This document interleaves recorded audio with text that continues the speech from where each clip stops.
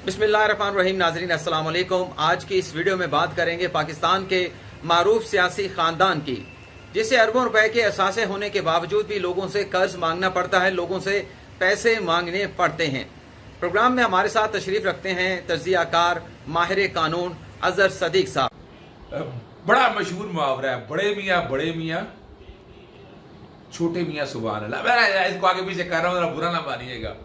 आपको याद है कि बड़े मियाँ नवाज शरीफ भाई माशाल्लाह क्या मजाक कौम का बनाना, झूठ बोलना। यानी आपको याद होगा कौमी असेंबली के इजलास में कहा ये वो जरा वो मरियम नवाज साहब भाई मेरी सेंट्रल लंदन क्या पूरे पाकिस्तान में कोई जायदाद नहीं है, और फिर सारा कुछ जो निकला आपके सामने है। फिर आपको याद है कतरी पहले दुबई में खच्चरों पे गया था जी, कतर गया, कतर से फिर वो खत निकल आए। ये सारा रिकॉर्ड की चीजें हैं। आपको आप जरा सोचे तो सही कि ये सारा जो कुछ है सच होता तो सच बता देते ना, रिकॉर्ड बता देते। वजह ये है कि जब ये करप्शन और ब्लैक मनी है ये जाहिर नहीं किया जाता, ये बताया नहीं जाता, किसी को पता नहीं चलता कि कहाँ है, कैसे है, किधर गया है। तो मियाँ छोटे मियाँ कैसे छोड़ सकते हैं बड़े मियाँ की पेशर होने का? वही तरीकाकार है इनका। तरीकाकार आपने देखा नहीं है? मनी लॉन्ड्रिंग या वो टीटीए लगती हैं या मुलाजमों के नाम पे अकाउंट जाते हैं। और आपको पता है शुगर मिलों का जो काम अभी चल रहा है, शुगर मिलों के काम को अगर सामने रखकर देखें तो आपको अंदाजा हो जाएगा कि शुगर तो अभी आज जहांगीर की आज बात करते हैं तो गुज़श्ता 30 सालों में कौन था? सब्सिडी लेना या वो मिडल मैन के जरिए पैसे देना। आपको याद है उदैबिया शुगर मिल, फिर चौधरी शुगर मिल, ये सारी चीजों को अगर सामने रख के देखें तो छोटे मियाँ पैसे पीछे कैसे रह जाए? उनके पास क्या सबूत है? वो क्यों बताएंगे वो अपना प्राइस बॉन्ड निकलाना, मनी लॉन्ड्रिंग, अपना तोहफे तोहफे दे देना, इसके अलावा तो कोई जवाब नहीं है ना। जब पूछा जाए तो फिर जमहूरियत खतरे में आ जाती है। अजहर सदीक साहब ये बताएं कि ये बड़ी हैरानकुन बात है कि एक तरफ तो शरीफ खानदान के अरबों रुपए के असासे हैं, दूसरी जानिब कोई कारखाना लगाना हो, कोई सनत लगानी हो, कोई बिजनेस शुरू करना हो या कोई प्रॉपर्टी खरीदनी हो तो शरीफ खानदान को अपने दोस्तों से कर्ज लेने पड़ते हैं। इसका क्या राज है? अगर आपके पास पैसा है, आपके पास असासे हैं, तो फिर आपको कर्ज लेने की जरूरत क्या है? हाँ जी, इमरान बड़ा जबरदस्त, बड़ा इंटेलिजेंट आदमी हो, पूरी मेहनत करके आते हो। अच्छा कर्जे का पूछ रहे यार कर्जा तूने और मैंने लेना देना हो तो फिर हिसाब किताब होता है, फिर मैंने लेना है, तूने देना है, फिर ये सारी चीजें चलती हैं। इन लोगों का क्या है? अच्छा आपको पता है कि पहले एंटी करप्शन लॉ में क्या होता था? नोट पे लगे होना निशान, तो नोट रिश्वत देते देते पकड़े जाना। भाई नैब बना इसलिए था कि 12 तरह के लॉ, आपने देखा नहीं एसआरओ के जरिए क्या एडवांटेज देते रहे। ये कर्जे तो देखे ना, करप्शन का एक जरिया है ना। यानी जिस बंदे ने कर्जे लिए हैं तो हिसाब किताब होना चाहिए आपकी इनकम टैक्स रिटर्न में, वेल्थ स्टेटमेंट में डिक्लेयर करना पड़ता है आपको इलेक्शन में सजा सारे डिक्लेयर करते हैं। ये आप इसलिए सच नहीं बताना चाह रहे कि कल अगर वो असासे गलत हुए और डिक्लेयर, अब वो यही तो परेशानी हुई है। नायब ने जब 2 घंटे 10 मिनट की मीटिंग हुई, 44 सवाल उठाए, तो जो कर्जों की तफसीलात पूछी तो उन्होंने कहा दोस्तों यारों से लिए। अब दोस्त यार कोई कौन दोस्त यार? और ये कौन से कर्जे हैं? ये कर्जे कौन से कर्जे हैं? ऐसे तुम्हें और मुझे तो कर्जे नहीं मिलते यार, हमें भी मिल जाए, हम भी जरा अपन फील्ड और हाइड पार्क में तो वैसे होके आए, बड़ा मजा आ जाएगा, हम भी वक्त गुजार लेंगे वक्त। और ये ऐसे कर्जे हैं तो पूरी कौम को लेकर देना, जब कर्जे ले लें फिर बताने नहीं है।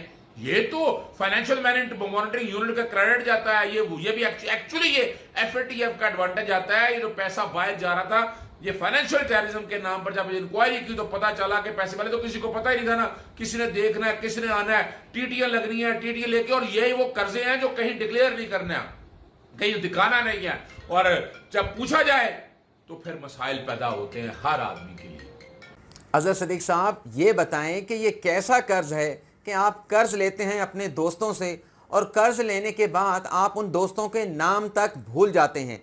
मुश्किल वक्त में अगर कोई दोस्त आपका साथ देता है तो आप उसका नाम जिंदगी भर नहीं भूलते, लेकिन यहाँ पर तो शरीफ खानदान की जानिब से कहा जा रहा है कि मुझे उनके नाम मालूम नहीं। आप ये बताएं कि ये कैसा कर्ज है? क्या ये कर्ज लेने के बाद वापस अदा नहीं किया जाता, भूल जाता है शरीफ खानदान क्योंकि कर्ज अदा नहीं करना होता? देखिए इमरान, बड़ी सीधी सी बात है। आपको याद होगा कि ये कहा जा रहा था कि लंदन फ्लैट भी कर्जे लेकर खरीदे जाते हैं। जब कर्जे ले रहे हैं तो कर्जे देने भी तो होते हैं ना। भाई हमने तो 10-20 हज़ार का कर्जा लिया तो हमें तो जान पे अजाब आया होता है, हमें पता होता है हमें पैसे देने हैं। कर्जा है ना, कर्जा, कर्जा में लोन। और जब आप कॉर्पोरेट क्लाइंट हो, बड़े बड़े आप टैक्स रिटर्न देते हो, वेल्थ स्टेटमेंट है, उस दौर में तो वेल्थ टैक्स भी देना पड़ता था, अपना income tax return, wealth statement जाती है हर साल, और लोगों के जिनसे कर्जे लिए होते हैं उनके नाम लिखे होते हैं, जिस बंदे ने कर्जा दिया होता है वो भी अपनी इनकम टैक्स की रिटर्न के या वेल्थ स्टेटमेंट के अंदर डिक्लेयर करता है। तो ये तो एक मॉडर्न दौर के रिश्वत के इसी जमी तो कहते हैं ना वाइट कॉलर क्राइम, ये इसीलिए तो नैब के कानून को रद्दी के टोकरे में फेंकने की एक साजिश हो रही है।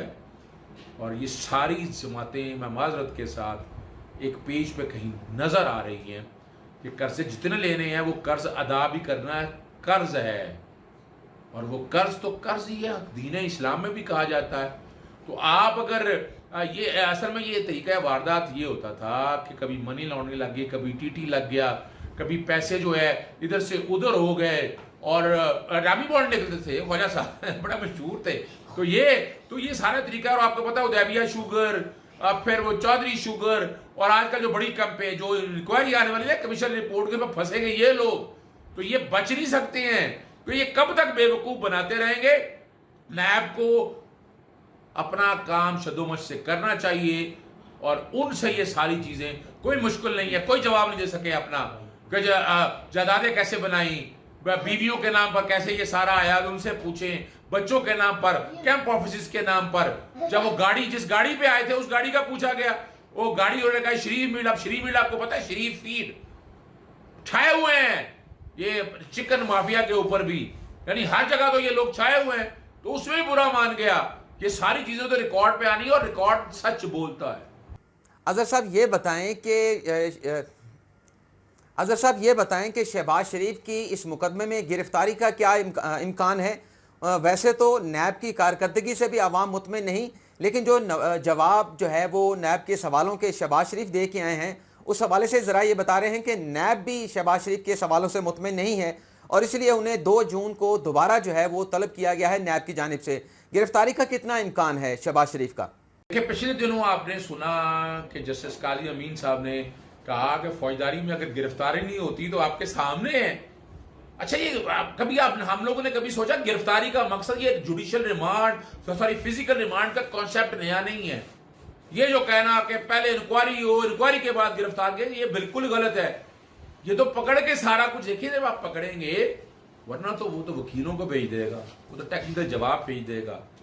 जैसे अभी शहबाज शरीफ गया, जब वो सारी चीजें सामने रखी, जायदादों के सबूत रखे, तो शहबाज शरीफ साहब वही परेशान हो गए। फिर वही तरीका कार है, मुझे पता नहीं, मैं पूछ के बताऊंगा, इधर से जिम्मेदारी, इधर की टोपी, उधर बनाना, उधर की टोपी, कि हमजा को पता है, हमजा नहीं सलमान को पता है, सलमान नहीं मरियम को पता है, मरियम नहीं बड़े मियाँ साहब को पता है, और या वो दामाद है आला, जो दामाद है इनके उसको पता है, या वो इसहाक डार साहब को पता है। तो ये तो सारा कुछ यही है ना। अब ये एक बात याद रखिएगा, 76 मुलजिम नैब के अंदर, मैं नहीं समझता सिवाय बिजनेसमैन या कॉन्टैक्ट्स को साइड पर रखकर उसमें मुझे शदीद तहफ़्फ़ुज़ात है। जब तक आप गिरफ्तार नहीं करते मुलजिम को तो सच्चाई सामने नहीं आती। शहबाज साहब दुबई अपना लंदन इसलिए गए थे ना, सबूत लेने गए थे। कहाँ गए वो सबूत? ये भी खच्चरों वगैरह में लाद के ले आते, कोई सबूत नहीं है। आप फिर दोबारा जो आप खबर आप पर हमें ब्रेक कर चुके हैं कि लंदन जाने की तैयारियां हो रही हैं, तो ये तो लंदन जाने की अब तैयारियां होंगी कि वो सबूत लेने वहां जा रहे हैं। सबूत इनके पास है नहीं, कोई सबूत होते तो सारा कुछ यहीं रखते और यहीं लेके आते। अब ये जब जो बेहतरीन केस है वारंट ऑफ अरेस्ट जारी करने का, सेक्शन 18 और 24 का, और शहबाज साहब का गिरफ्तार होंगे, ये सच सब सामने निकलेगा। और सच ये कुरेद के डिस्कस करके इस तरह, अब जब तक इन्वेस्टिगेशन के रवायती स्टैंडर्ड नहीं अपनाए जाएंगे, सच सामने नहीं आ सकता। अच्छा साहब, आखिरी सवाल ये होगा कि जो चौधरी बरादरान की जानिब से चेयरमैन नैब के अख्तियारात को लाहौर हाई कोर्ट में चैलेंज किया गया है, लगता यह है कि बड़ी सोच समझ के ये मूव जो है वो चलाई गई है, ये चाल जो है वो चली गई है। चूँकि एक तरफ तो चीनी स्कैंडल के मामले की तहकीकात हो रही हैं, उसमें भी चौधरी बरादरान का नाम आया है, मोहन सलाई का नाम आया है, तो उस तहकीकात से फ्रांसिक एनालाइज की रिपोर्ट आने से पहले नैब के खिलाफ चौधरी बरादरान का रुजू करना, आप इसको किस नज़र से देखते हैं? जी, बड़ा ज़बरदस्त सवाल की तरफ आए हैं। चौधरी बरादरान ने हमेशा यानी ये कहे जी हमको जमहूरियत के अलमबरदार है, कौन सी जमहूरियत के अलमबरदार, और क्या बात है। अभी तो जो इनके दौर की करप्शन के रिकॉर्ड किसी वक्त सामने आएंगे तो आप परेशान हो जाएंगे। आपको याद है पाकपतन स्कैंडल और ये सारी चीज़ों में मैं इस तरफ अभी नहीं जाना चाहता, ना ज़रूरत है इस बात की कि ये पूरी सोची समझी साजिश के तहत ये काम हो रहा है कि नैब को बंद कर दिया जाए। ये वो काम नहीं है कि बैठ के हम प्लेट पर रखकर चीज़ें रख के दे दें। चौधरीयों ने इस वक्त एक तैयारी कर रहे हैं बड़े महाज की, यानी वो इस पंजाब में गवर्नमेंट नज़र तो पहले दिन से यही थी कि वो वज़ीर आला वो खुद लेना चाहते थे। उसके लिए आपको पता है ख्वाजा साद रफीक की मुलाकात हुई, पीछे हमजा और मूनस इलाही की मुलाकातें उस वक्त पहले होती रही हैं, तो प्यार की पींगे चलती रहती है। सियासत में हरफ आखिर कोई नहीं होता है, तो ये उसी की एक कड़ी है। और आप कड़ी को जरा समझिएगा कि इस वक्त आपको पता है, हमने आपके पहले बात की थी कि आटा चीनी कमीशन के हवाले से फॉरेंसिक होना, ये सारा काम पहले हो जाए, IPPs के हवाले से पहले हो जाए, कर्जा कमीशन से पहले, ये पेशबंदी हो रही है क्योंकि चौधरी शुगरों के मिलन में सारे ये लोग शामिल है। तो ये बाद में इंक्वायरी आनी थी नैब के पास, तो नैब को पहले ठप कर दो और उसके लिए पॉलिटिकल इंजीनियरिंग का लफ्ज इस्तेमाल करके ताकि बुनियाद बनाई जाए और कल जाए हमारे खिलाफ ये साजिश हो रही है। भाई ये बता दो चौधरी शुजात हुसैन साहब बड़े जीरक सियासतदान है। 2017 की कोई नोटिस लगाए हुए हैं साथ, कोई नया नोटिस कौन सा आपको आ गया? 2017 में क्यों चैलेंज नहीं की, 18 में नहीं की चैलेंज, 19 में क्यों नहीं चैलेंज की? चौधरी परवेज इलाही का और नोटिस कमाल की बात हो रही है, GM सिकंदर का लगाया हुआ है 31 अपना मई का, और उनके खिलाफ कौन सा नोटिस है? 2019 की बात कर रहा हूं, आज 2020 में है। क्या ऐसी नई चीज आ गई है, क्या ऐसा काम हो गया है कि जो आप बैठ के ये बात स्टेज के ऊपर कर रहे हैं? ये साबित कर रहा है कि आप किसी गेम का, किसी साजिश, कोई प्लान का, एक एजेंडे का हिस्सा बन रहे हैं ताकि मौजूदा सेटअप को जमहूरियत खतरे में ना आ जाए ना जी। ये सबको जमहूरियत वही है जिनमें ये सारे लोग बादशाहत में मौजूद रहे। और मैं नहीं समझता ये कौम को वजाहत देनी चाहिए आकर चौधरी शुजात हुसैन को और परवेज इलाही को कि 2017 में खामोश रहे, 18 में खामोश रहे। इन्होंने कौन सी मौजूदा नैब ने या चेयरमैन नैब ने कौन सी कोई नई इंक्वायरी स्टार्ट की है? नई इंक्वायरी जब स्टार्ट करेंगी तब बात करेंगे और कानून और आइन के मुताबिक ही होनी है। नाज़रीन, आपने अफजल सदीक साहब की बातें सुनी। अब आपसे इजाज़त चाहेंगे, अगले प्रोग्राम में फिर मुलाकात होगी। अल्लाह हाफिज़।